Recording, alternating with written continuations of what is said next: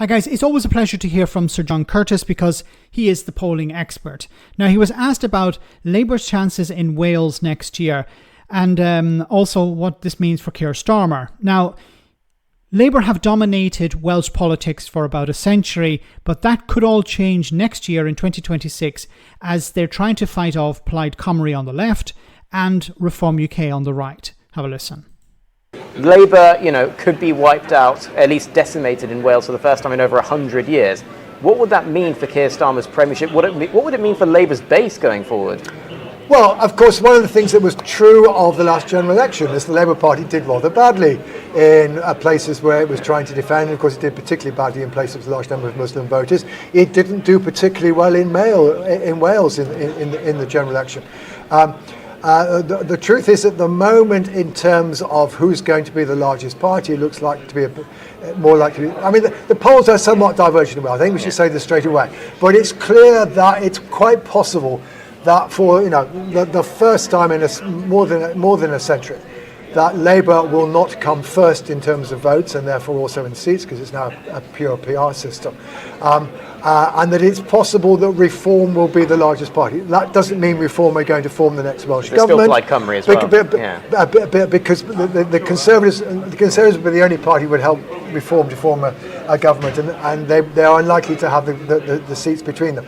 But at the moment, it looks as though Plaid could be the larger of Plaid and Labour, and therefore Labour may find themselves having to support a Plaid government rather than what has been true hitherto at various stages during the last 25 years of Plaid helping to prop up a Labour government and sometimes being in coalition. But yeah, I mean, in terms of underlining the fragility of the Labour vote in this country, it was the evidence was there in 2024. It's just become so much more manifest. It certainly would, as it were, underline it to a particularly stark degree if Labour were to end up being well and truly beaten in Wales. Now we have to wait and see. The polls are somewhat divergent, but certainly there does seem to be quite considerable risk to the party. And finally, this.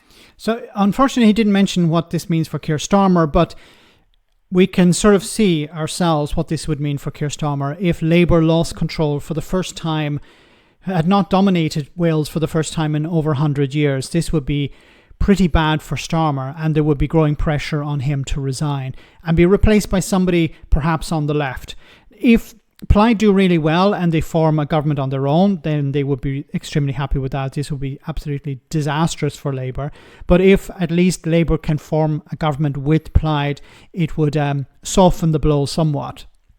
But the good news, of course, is that it's unlikely that Reform and the Tories will form a government because they don't have the numbers, according to Sir John Cutice here.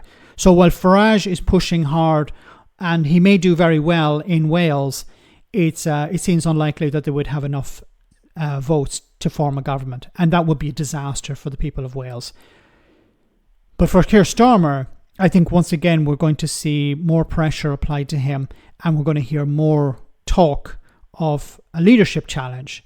Now, who is stepping forward for this? Probably Andy Burnham, but as I've mentioned before and others have as well, the road to campaigning for leadership is a difficult one for Andy Burnham. He's currently the Mayor of Greater Manchester. He would have to resign from that position. He would have to run as an MP. He'd have to win his seat, and then he would have to challenge Keir Starmer. But if he was already there, I think there's a good chance that he would become the next leader.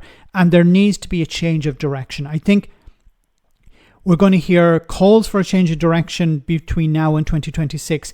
The May elections in 2026, but after what happens in Wales and in Scotland, I think there would be great calls on Keir Starmer to step down and for a replacement to be found. Now, there's also another issue. The budget is coming soon, and this could pressure Keir Starmer to resign also. If the response from the budget is pretty negative, this would put pressure on Rachel Reeves. And of course, if the Chancellor goes, the Prime Minister will go as well, as we've seen when it came to the Conservatives. So at least the silver lining from this story is that it's unlikely that Reform will form a government in Wales, but they are still growing and they can do a significant amount of damage. Let me know in the comment section, guys, what you think, and I'll see you in the next video.